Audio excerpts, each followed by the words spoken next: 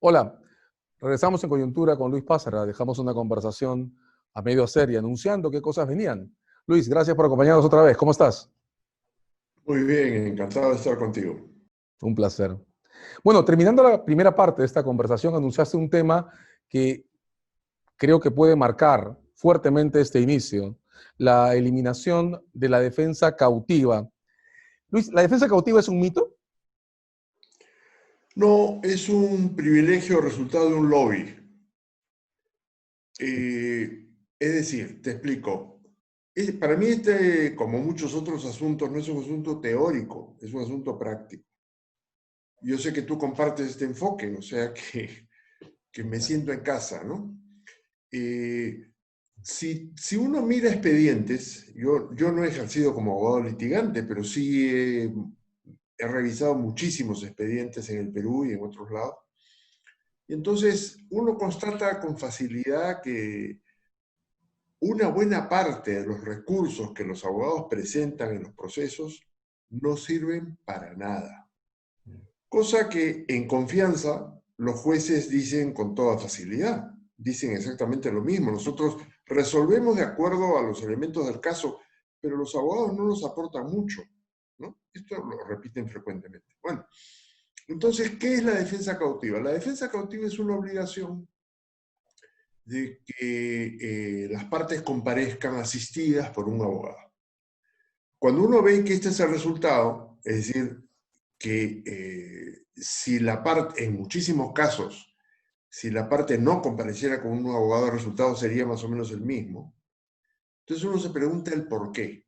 Y esta pregunta yo diría que tiene un tono más dramático cuando uno mira lo que es la organización del mercado profesional, ¿no?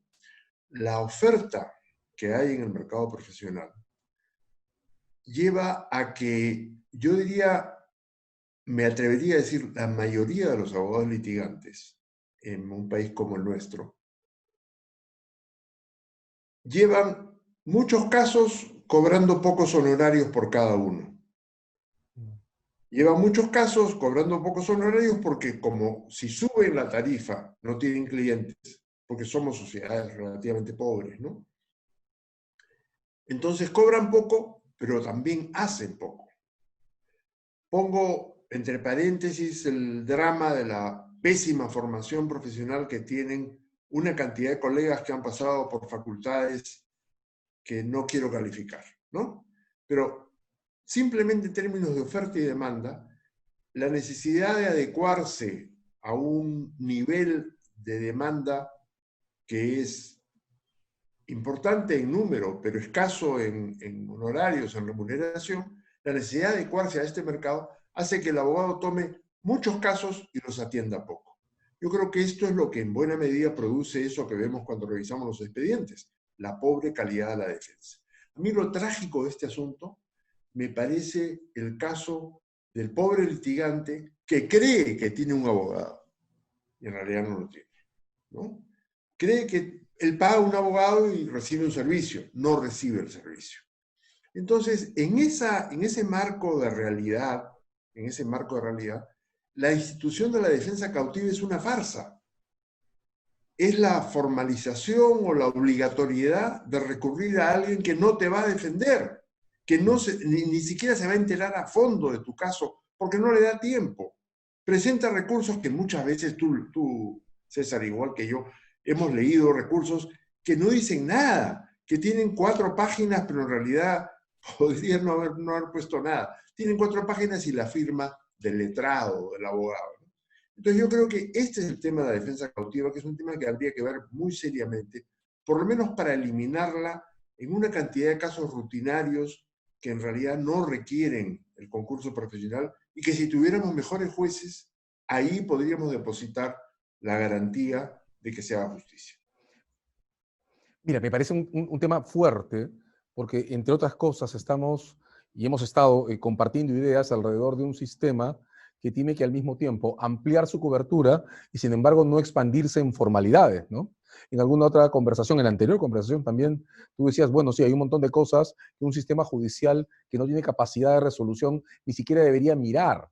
Entonces, claro, si liberamos el sistema hacia hacia los lugares en los que viven las personas y al mismo tiempo restringimos el papel de los tribunales, se abre un espacio en el que lo que quedan son personas, problemas y necesidades de solución. Entonces, yo entiendo tu idea en punto a que si lo ampliamos de esa forma, no podemos estirar la defensa cautiva solo como condición formal. Y eso me provoca una pregunta. ¿Ese es el espacio en el que también podrían entrar los jurados, además de formas de solución diversa, no necesariamente formalizadas en sentido estricto? ¿Pensarías en un sistema más abierto a que las personas propongan controversias que se resuelvan fuera de tribunales vetustos, pero que se resuelvan mirando también un sistema judicial entonces diversificado? Déjame decir, antes de entrar al punto de los jurados, déjame decir algo. Yo creo que hay en toda sociedad, y según parece ser en las sociedades, en la medida que se complejizan más, aumenta este fenómeno, que es la cantidad de conflictos que hay en esta sociedad, ¿no? Toda sociedad los tiene. Conflictos de muy diverso tipo, de muy diversa naturaleza. La pregunta es cuánto o qué porción de esos conflictos deben ser resueltos ante un aparato que se llama Administración de Justicia. Tendemos a pensar que todos, y primero no es posible, y segundo no es cierto. Es decir, en las sociedades un poco más tradicionales, como las hay en el Perú, por ejemplo, los conflictos entre marido y mujer no se resuelven ante el juez, se resuelven ante los mayores, ante los padres de la pareja, etc. Entonces, creo que tendríamos que pensar racionalmente cuánto de los conflictos que tiene una sociedad como la peruana deben ser resueltos por el Poder Judicial porque es la mejor instancia para resolverlos. Yo creo que este tiene que ser el argumento, ¿no? No puede resolver todos y además a algunos no conviene que los resuelvan. Entonces, ¿en qué tipo de conflictos debe intervenir el Poder Judicial? Yo creo que esa es una primera pregunta. Evidentemente esto nos lleva al terreno de buscar ámbitos sociales, las municipalidades, los barrios, los pueblos jóvenes, no sé, en los cuales se descargue la responsabilidad de resolver algunos de estos pleitos. Pleitos entre vecinos, por ejemplo, que un par de vecinos se pelean o varios vecinos se pelean por X problema de la zona, de la calle, etcétera. No tiene sentido que vayan al juez. Debe resolver ese conflicto, pero no ante el juez.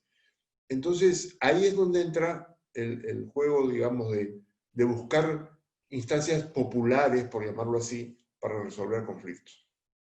Los jurados. Mira, ha sido una solución clásicamente propuesta, pero la experiencia y los estudios que se han hecho sobre el tema no muestran que el jurado sea un lugar muy apropiado para resolver conflictos y para decidir penas.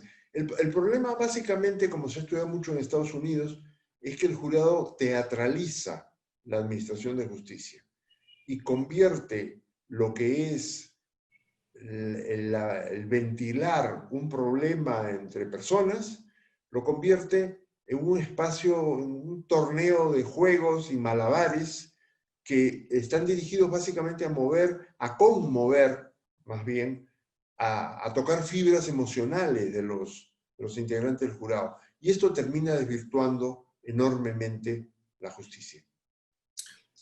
Ahora quiero regresar sobre una construcción que usaste en tu comentario anterior, teatralización.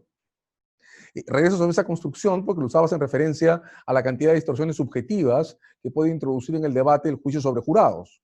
Y en varias de las comunicaciones recientes que has publicado hay referencias muy fuertes al modo en que se están trasladando las controversias, o por lo menos las controversias que podríamos llamar emblemáticas o que más movilizan a la opinión pública hacia los medios de comunicación fuera de los tribunales. Te planteo este tema no sin un reconocimiento de propia culpa, ¿no?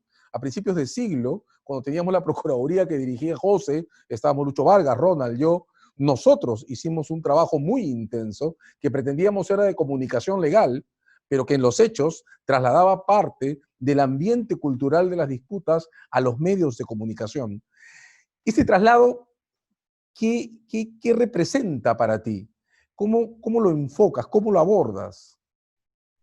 Bueno, hace ya años alguien acuñó esta expresión que me parece bastante adecuada de juicios paralelos en los medios, ¿no? Y es lo que vimos primero a través de los periódicos y ahora vemos también en la televisión, ¿no? Desde hace unos años. Me parece que está bien que en los medios de comunicación se ventilen algunos de los graves problemas o de los graves conflictos que interesan no solo a los particulares, no solo a las partes del conflicto mismo, sino que socialmente tienen relevancia. Por ejemplo, los temas de corrupción, por decir algo, ¿no? Son temas que nos interesan a todos. O los temas de conflictos políticos de cierta envergadura que son llevados a la justicia, nos interesan a todos. El problema yo creo que está en qué es lo que los medios hacen con este material. Si se trata de establecer formas de comunicación con la ciudadanía para que la ciudadanía comprenda cómo es que se manejan estos conflictos y por qué razón se resuelven en un sentido o en otro, me parece que todo lo que se haga es positivo. Me parece que todo lo que se haga es positivo. El problema está, César, en que como sabemos, este desplazamiento de los conflictos que ve la justicia hacia este ámbito creado en los medios de comunicación ha implicado una serie de recursos que ya no son tan convincentes, más aún, algunos de ellos son, diría yo, malignos, ¿no? Y estoy pensando en dos ejemplos muy claros. Uno es el caso de los abogados que van a la televisión en calidad pues, de expertos o especialistas en la materia que manejan y en algunos casos, sobre todo, se presentan como analistas sin revelar que son abogados de una de las partes del conflicto. Esto me parece un uso francamente inmoral y malsano de la profesión y de los medios, al uso al cual los medios se prestan. O sea, la responsabilidad no es solo del abogado, también es de los medios. El otro ejemplo que a mí me ha inquietado mucho, como tú seguramente debes haber visto por los comentarios que he escrito, es el de los fiscales, ¿no? Particularmente el de los fiscales anticorrupción, que en los últimos años han desplegado una acción que, como nosotros conocemos, es importante, que en general hay que respaldar, pero que ha tomado una deriva muy peligrosa. Y es que los fiscales, que son muy lentos, y ellos se justifican en la falta de recursos, pero que son muy lentos en materia de acusaciones, sin embargo son muy rápidos en materia de filtraciones. Y entonces apenas tienen la declaración, a veces ni siquiera de un colaborador eficaz, sino de un aspirante a colaborador eficaz, apenas la tienen, la filtran para que al día siguiente se publique en los medios de comunicación. ¿Esto qué objeto tiene? Esto no tiene otro objeto que armar un escándalo. Y como tú sugerías en la pregunta, eventualmente podría dirigirse a presionar a los jueces, a crear un clima en el cual el juez se sienta obligado a decidir en determinada dirección. Esto me parece también malsano. Me parece que es una práctica de los fiscales que habría que combatir y desterrar, porque es nocivo, ¿no? Es decir, a veces con pruebas muy indiciarias o simplemente con los dichos de alguien, se enloda públicamente a determinadas personas y luego hay que probar que uno es inocente, lo cual, como tú sabes, es muy difícil, ¿no? Entonces, esto me parece una práctica malsana. Claro, en realidad lo que está criticando es la instrumentalización de corrientes de opinión como factor de influencia sobre la independencia de los jueces. Pero dime, ¿este proceso no te indica también una forma de medir la poca resistencia que la judicatura tiene hacia influencias externas? ¿No es esta una señal más de un síndrome de baja resistencia institucional? Bueno, este es un tema que yo he discutido con jueces en Perú y en otros países, cuando los jueces se quejan, ¿no? doctor, nos presionan los medios, doctores que nos crean. En México a esto se le llama un periodicazo, cuando tú recurres a lanzar una noticia verdadera o falsa, ¿no? Porque desgraciadamente para muchos abogados todo vale. Entonces, cuando se lanza una de estas cosas a circulación porque le es útil a una de las partes, le llaman un periodicazo. Bueno, los jueces se quejan de que están presionados por esto. Y yo les he dicho con toda franqueza, en el estilo que tú me conoces bien, miren, si ustedes se sienten presionados es porque se dejan presionar. Porque yo entiendo que es grave y es difícil de enfrentar la presión que recibe un juez de primera instancia, digamos, de un nivel inferior dentro de la jerarquía judicial, la presión que recibe de un superior, ¿no? De un juez de la Corte Superior o un juez de la Suprema. Allí está ante una presión que es muy complicado manejar. También es una presión complicada de manejar la que recibe un juez de un ministro, de un político influyente, pero que se quejen de los medios es porque no tienen la entereza suficiente para enfrentar la presión y decidir de acuerdo a su propio criterio.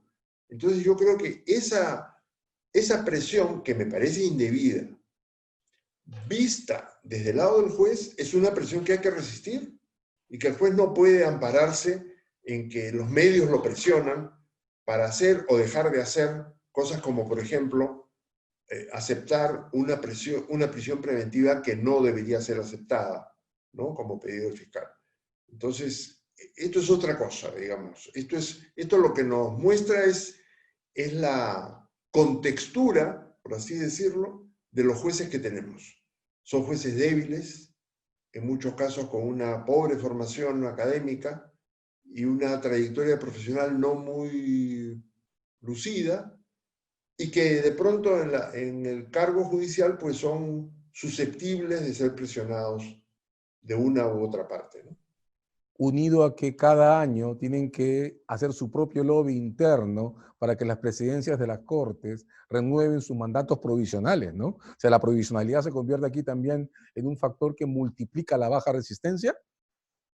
Sin duda, sin duda. El juez provisional es un juez presionable, es un juez amenazable, es un juez... la provisionalidad es un gran mal que ojalá la Junta Nacional de Justicia logre desterrar lo más pronto posible. Es un gran mal que multiplica vicios, taras, malas prácticas, etc. Es realmente nociva la provisionalidad. Y como vimos durante los años de Fujimori, es un instrumento para manejar políticamente a los jueces, ¿no? Y estamos arrastrando demasiadas carencias y demasiados vicios. Luis, quiero lanzar un último tema que se nos quedó en el tintero la vez anterior. En ninguna de tus comunicaciones tú has seguido una pauta que muestre un escepticismo total frente a las posibilidades de cambio institucional. Siempre dejas una puerta abierta, siempre dejas una pista que se puede recorrer en camino a obtener algo. Pero tienes un texto que quiero comentar contigo mismo, ¿no? Cuando la ley no tiene efectos en la realidad, lanzas con la mayor dureza que te he leído el dilema, no de cara a la justicia, pero sí de la ley. Es un componente evidente, fundamental del sistema legal, ¿no?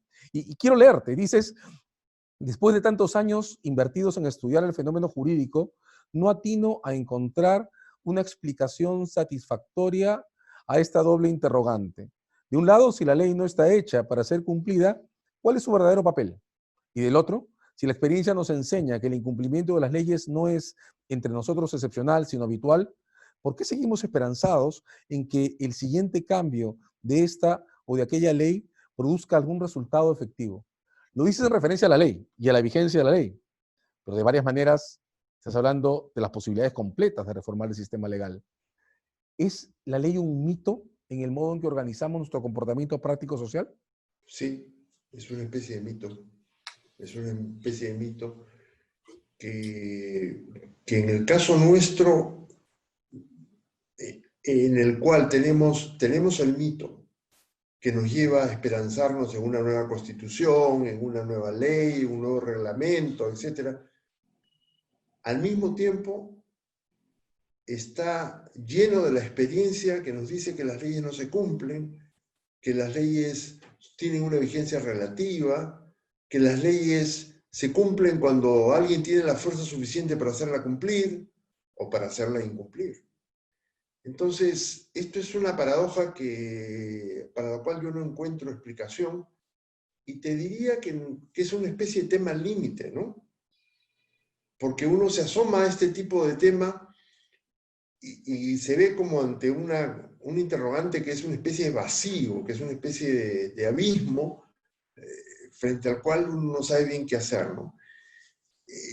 En derecho tenemos estos temas límite, que quizá los que somos formados en derecho no tenemos los suficientes elementos para responderlos, y esto nos obliga, creo yo, a buscar el auxilio de otras disciplinas para poder entender la nuestra, para poder entender el derecho que es nuestro tema. Voy a ponerte otro ejemplo que me parece igualmente límite.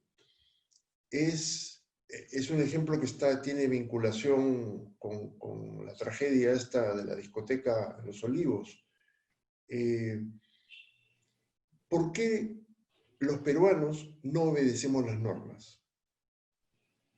Es decir, los mismos peruanos que reclaman que hay que cambiar la Constitución para tener una sociedad distinta, que hay que tener una nueva ley para la violencia contra la mujer, porque la que hay ahora no es suficiente, que hay que sacar un reglamento de la publicidad estatal porque los que hay no son... Esos mismos peruanos no obedecemos la ley. Entonces, ¿por qué es que las normas no se obedecen dramáticamente? Porque en toda sociedad hay cierto margen de desobediencia, pero en la nuestra esto es escandaloso. Este es un problema límite porque, claro, con este contexto social, ¿qué puedes esperar primero del derecho y segundo de la justicia? Y a menudo esto se pasa por alto cuando se espera que todos los incumplimientos de la ley sean resueltos por el aparato de justicia. Esto es imposible. Esto es imposible. Y estamos de nuevo, como en el caso anterior, ante un problema límite que a las gentes que no solamente practican el derecho, sino a aquellos que tratamos de entenderlo, de estudiarlo y comprenderlo, nos resulta inquietante y para el cual no tenemos una respuesta clara. Digamos, regresando a tu poder y sociedad, de varias maneras, tal vez tengamos que buscar una pauta en la redefinición de las relaciones ciudadano, Estado, poder y respeto, ¿no? En el reconocimiento del otro como persona, en el reconocimiento de la palabra como factor de comunicación. Hombre, de repente tenemos que volver a inventar esto desde el origen. Y ahí tendríamos que elegir si es de arriba hacia abajo, pensando en algo como el cambio de constitución, que creo que es una redundancia en esto que estamos hablando, el mito de la ley, o pensar en ir de abajo hacia arriba y empezar a revisar en el tejido social cómo refundarnos. ¿Ves alguna pista por ahí? Sí, empecemos por fuera del cambio de ley. Es decir, en principio yo he desarrollado una especie de reacción contraria a esta tendencia de se necesita una nueva ley, que es lo que todos los días se dice, ¿no? Yo creo que hay que trabajar dentro del margen existente, en el margen legal existente, y en algún momento quizá encontrar que hay que cambiar algo. Pero esto de partir de la necesidad de una nueva ley me parece una cosa sin sentido, me parece un despropósito. ¿Qué puedo sugerir en concreto? O sea, ¿por dónde enfrentar este tema? Yo tendría una idea que me parece más o menos importante y necesaria, y es la educación en los colegios. Si yo estoy pensando en los chicos y chicas que se pasan 11 años en el colegio y no tienen la menor idea de qué hace un juez o qué hace un fiscal. Esto no tiene explicación. ¿Cómo es posible que los tengamos sometidos a horas, aprendiendo sabe Dios qué, y no aprenden o no se enteran de cosas absolutamente fundamentales para su vida cotidiana? Entonces yo diría que esto es una cosa muy concreta que se puede hacer, que se ha sugerido hace mucho tiempo y no sé por qué no se hace, no tengo idea.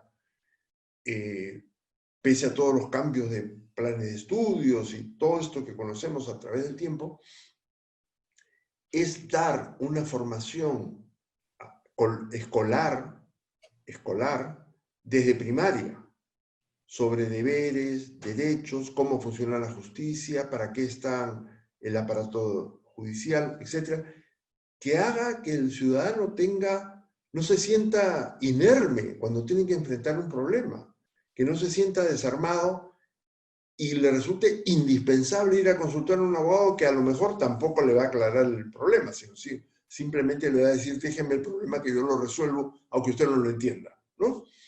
Entonces, no estoy pensando en dar formación jurídica a los muchachos, no, no se trata de hacer los pequeños abogados, no, se trata de darles criterios e ideas fundamentales acerca de qué cosa es esta cosa extraña que es el derecho, para que lo entiendan, para que puedan manejarse y para que sean mejores vigilantes respecto a lo que es el aparato de justicia, que es una condición social fundamental para reformar la justicia. Instalar la justicia en lo más profundo de nuestras personas, hombres y mujeres, desde su primera formación, comenzando una conversación que creo va a ser continua. Muchas gracias. Gracias a ti.